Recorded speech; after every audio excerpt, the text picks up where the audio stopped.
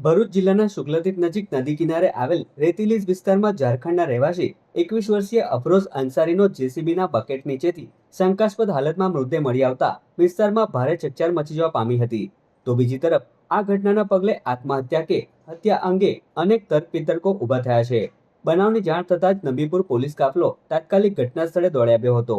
પોલીસે પ્રાથમિક તબક્કે અકસ્માતે મોત નોંધી તપાસ હાથ ધરી હતી.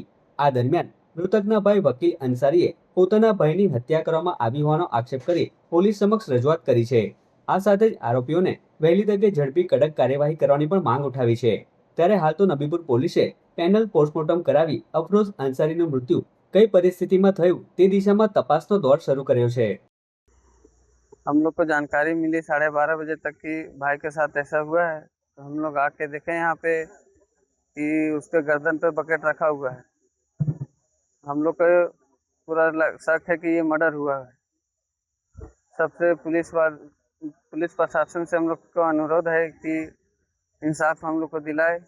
और वो घर में अकेला कमाने वाला था, बड़ा लड़का था, ठीक है। हम लोग 2000 किलोमीटर दूर से इधर काम करने के लिए आते हैं। हम लोग के साथ इंसाफ मिले ताकि अगला आदमी के साथ ऐसा कुछ ना हो। आपका भाई कहाँ पे काम करता था और क्या काम करता था? मेरा भाई ये शुक्लतीर्थ में मशीन का ऑपरेटर था और रेती का धंधा करता था, और मशीन चलाता था, रेती का काम करता था।